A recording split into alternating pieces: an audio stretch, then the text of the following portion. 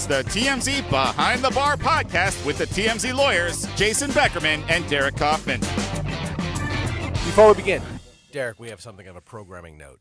We're recording this episode 13 days after Donald Trump became president. It's true. We're almost at the 2-week mark. The 2 weeks, that's right. 2 days after he nominated Neil Gorsuch to the Supreme Court. And there's a great temptation for Derek and me, because we enjoy politics, we follow politics closely. We're wonks. And we're lawyers. There's a great temptation for us to just do all Trump all the time. And certainly provided enough content. Yeah, no, I was going to say that. Not tongue-in-cheek at all. He's doing a lot of things that other presidents haven't done.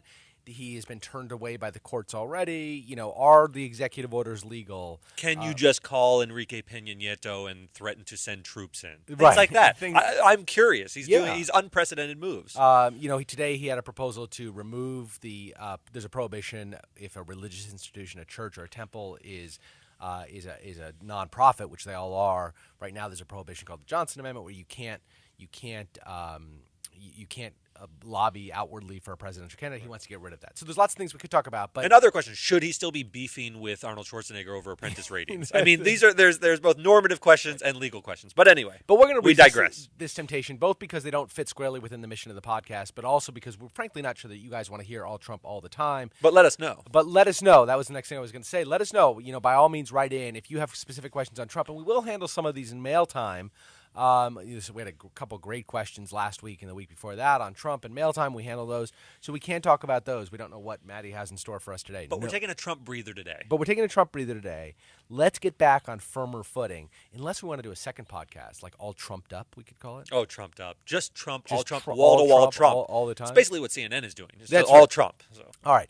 But let's get back on firmer footing here. I think, Derek, most frightening aspect of our lives in the cell phone universe, the smartphone universe, is that we are giving a tremendous amount of information to third parties, right? We know this from privacy and advertising and everything else, but it also can be much more personal than that, through dating apps, through Uber and ride-sharing apps. You're giving your location, your address, Sure.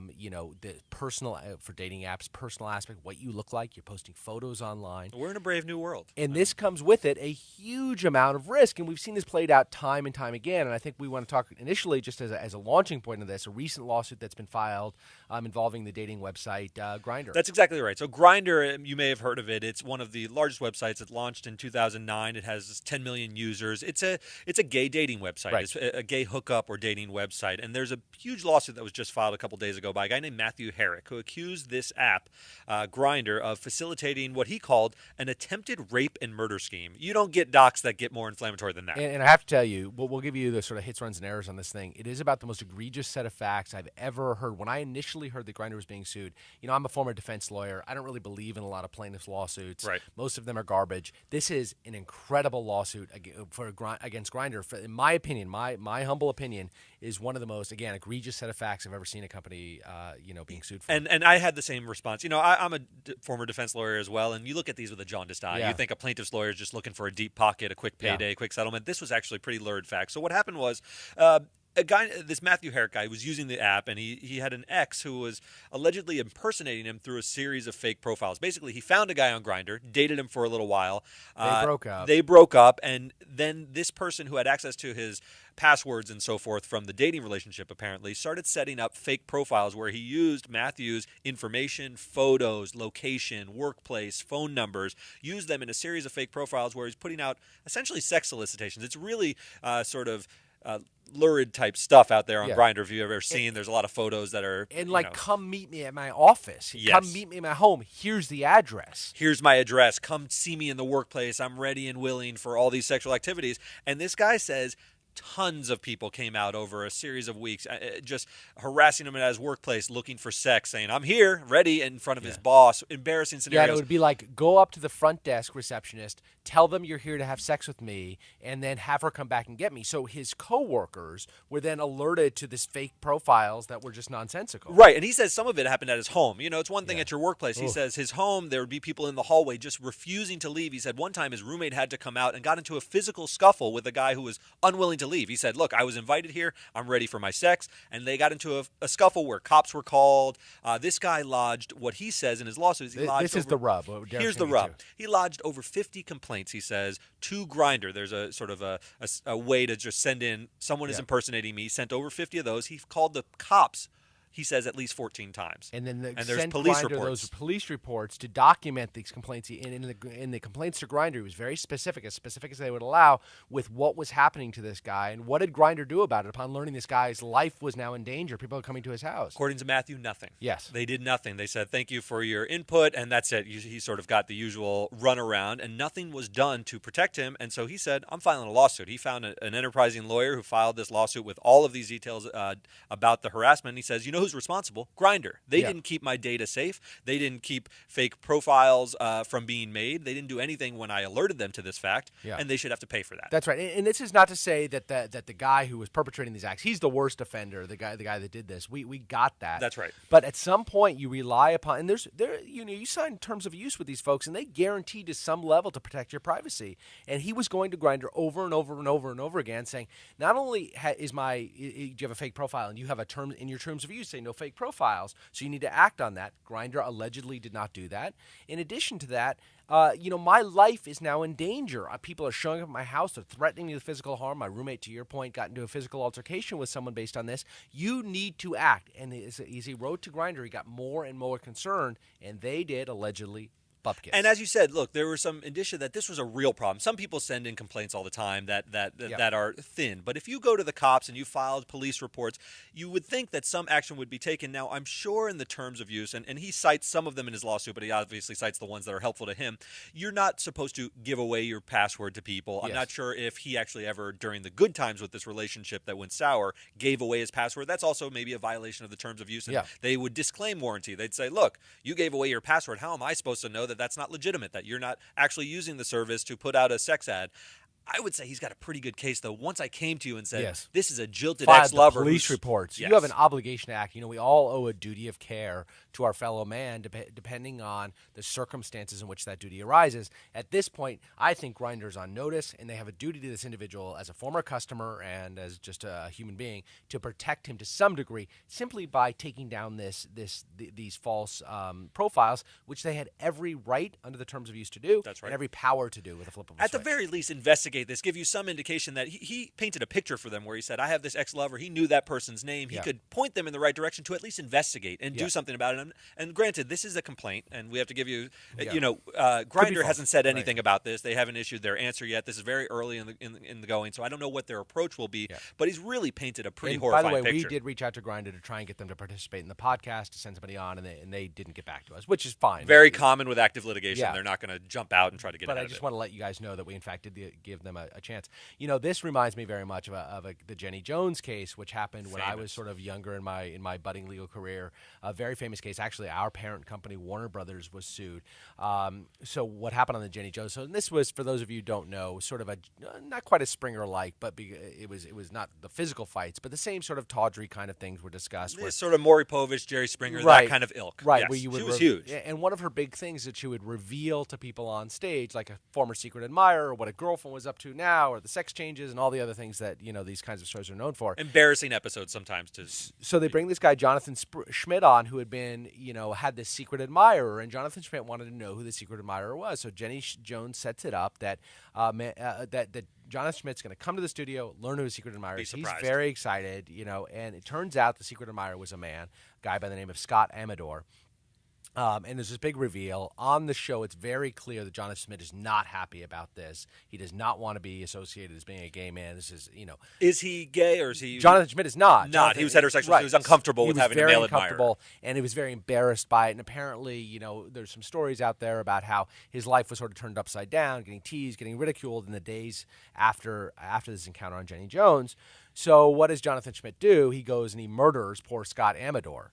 3 days after the appearance on the Jenny Jones show, he goes and murders Scott Amador. Awful. He is prosecuted. He goes to jail for a long, long time. So is Jenny Jones on the hook? Amador's family then sues Jenny Jones for wrongful death. And sure enough, it goes all the way to a jury. It's litigated over a long period of time. It goes all the way to a jury, and a jury awards Scott Amador's family $75 million for negligently subjecting Amador to this this guy by virtue of not properly vetting him and doing all those other things that led him. Staggering. Does that hold up on appeal? It does not.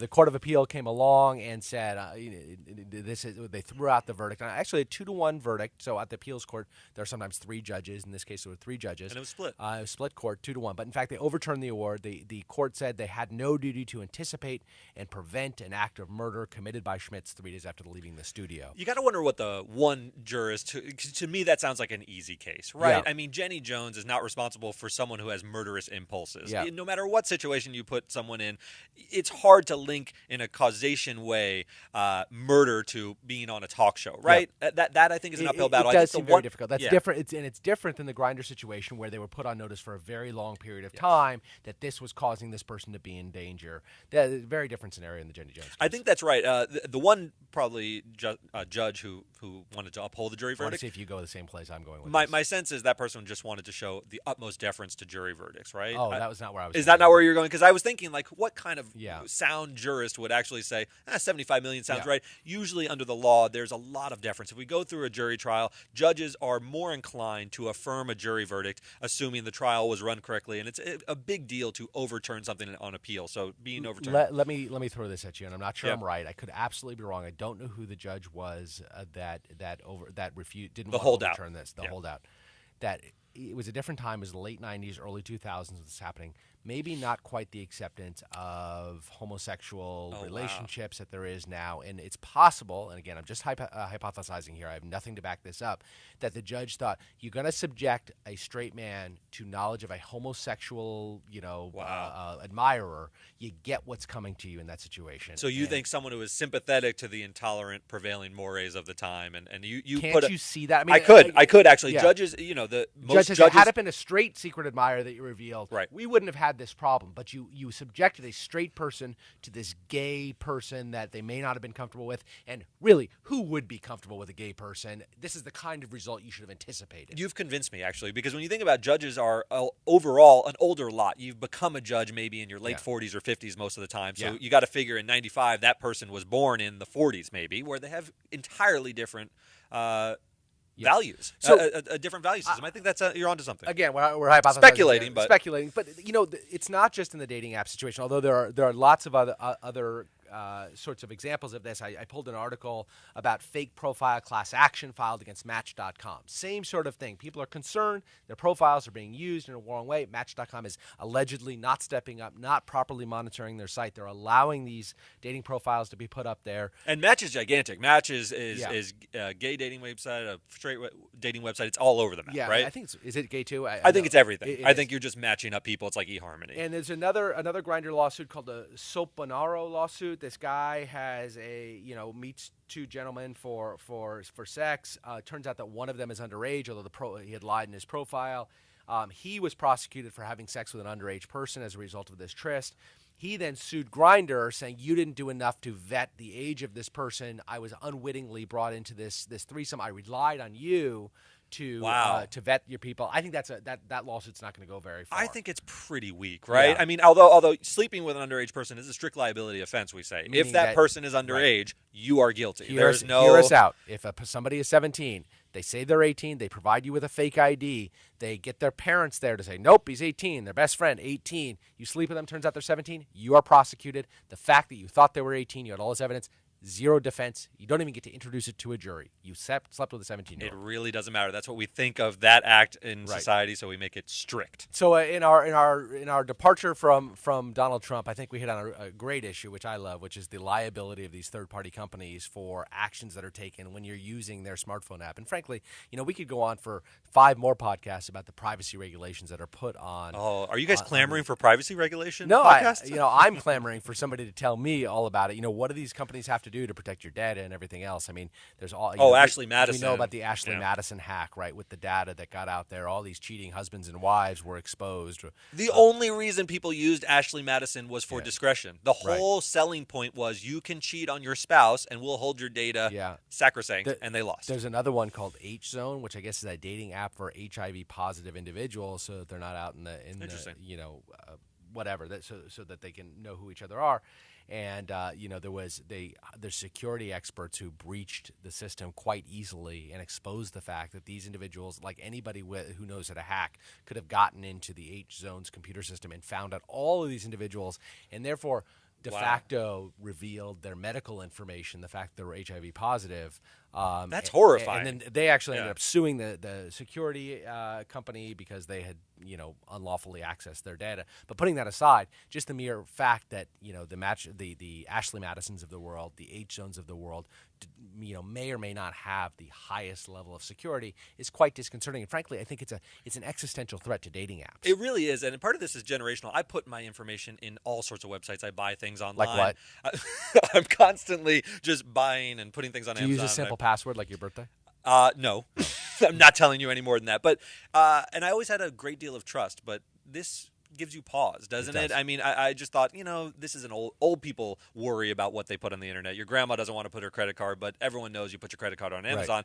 But these are starting to cause me some concern because there's so much data out there, and who are we trusting with it? Yeah, no, Yeah. It makes me sound like an old fuddy-duddy, but that's you're an old fuddy-duddy. So this is not the only type of lawsuits, because obviously Jason mentioned ride-sharing, and that's what really piqued my interest because I looked into Uber lawsuits. We've seen a spate of these recently, people suing over having rides that go awry in some way, either the driver being accused of sexual assault, the driver being accused of driving under the influence and getting into an accident. And I actually looked around. There's a cottage industry that's bubbled up around Uber and Lyft lawsuits because, and it makes sense, right? The lawyers are sort of swarming like sharks. It's a feeding frenzy. It's a feeding frenzy out there. As the popularity of these ride-sharing apps has increased, you've seen a whole industry arise around them of lawyers saying, well, if we're not going to have a regulatory body like we have with the taxi cab commissions, things are going to go wrong a lot more because a lot of people criticize the vetting of the drivers under Uber and Lyft scenarios. I actually became a Lyft driver, got the pink mustache and everything, and I met one day with a guy, and all of a sudden I'm a Lyft driver. Right. That was it. It was very little in the way of background. Very little in the way. There's a lot of trust that goes into it, at least when I signed up. There's actually a website called who'sdrivingyou.org that details the deaths, the alleged assaults, the alleged sexual assaults, the alleged kidnappings, all these things that go on Uber, and it's legion. I mean, this is a growing website, and I think the lawyers are licking their chops. They go to this and they say, hey, have you been killed? Has a family member been killed in an Uber drive? Yeah. And they're bubbling up around this. Now, the common causes of these incidents that you're reading are lack of sleep. There's no monitoring of the sleep. And that if you are having drivers out there who haven't slept in days and running these shifts, they're going to get in accidents more often. And this is the only situation. Truck drivers have sleep restrictions.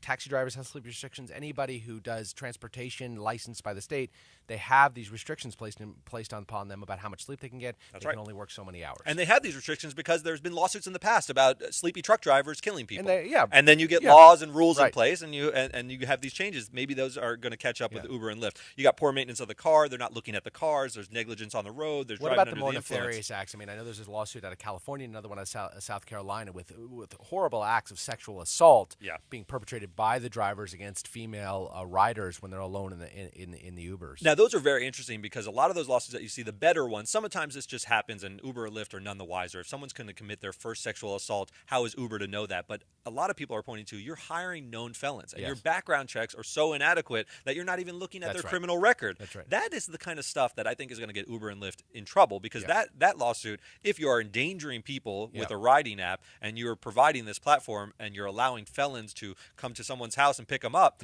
that could be a problem for them, couldn't it? It's a foreseeable sort of thing, right? Yes. Now, I will say on behalf of Uber and Lyft that, look, they're trying to provide a very needed service, and if you're going to regulate them out of business, if you're going to regulate them to that degree, they're going to go out of business. They can't possibly survive.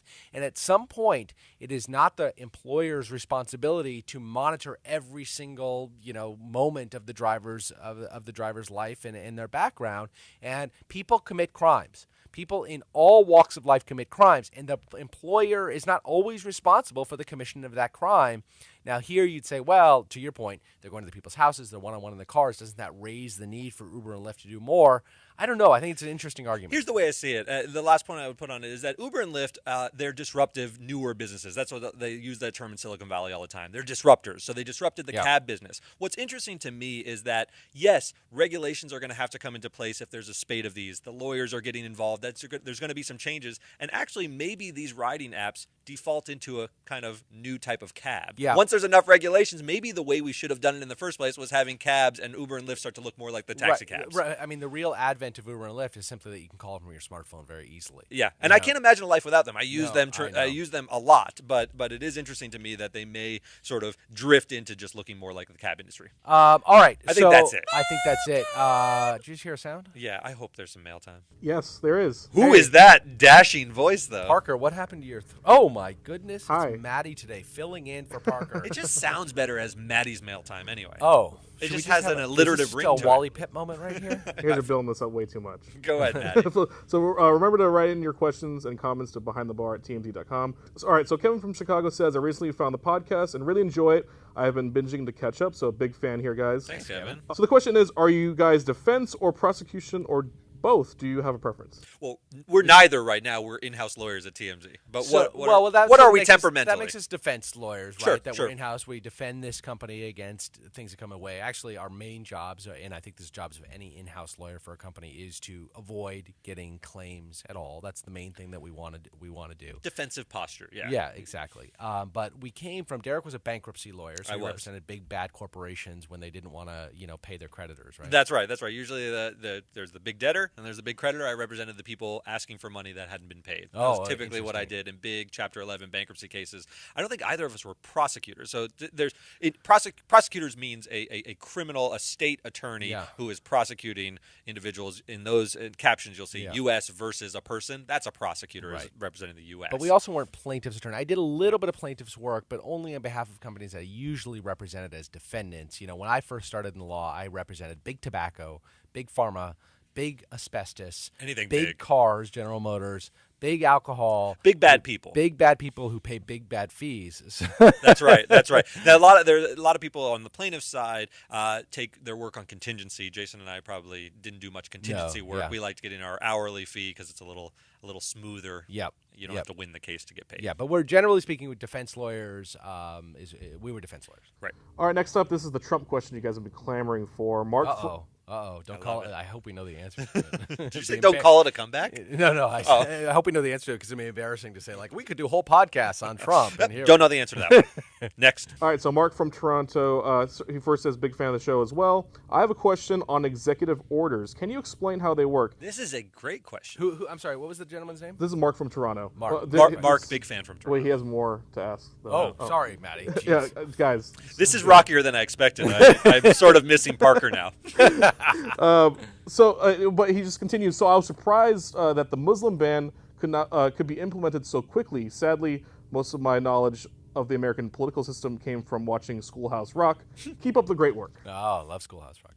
All right, so executive order. So this is a huge topic. It's a huge topic, but let's cut through it as quickly as we can.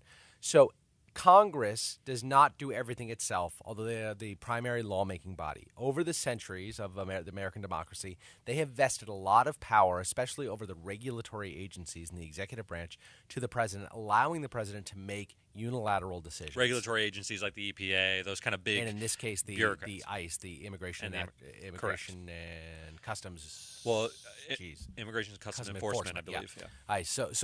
So Department of Homeland Security. And then layering on top of it in the case of Muslims, and we in fact talked about this during our podcast, the president has a tremendous constitutional right to act unilaterally when it comes to immigration. And then when you're talking enforcement of immigration, a lot of congressional oversight and congressional powers vested exclusively in the president.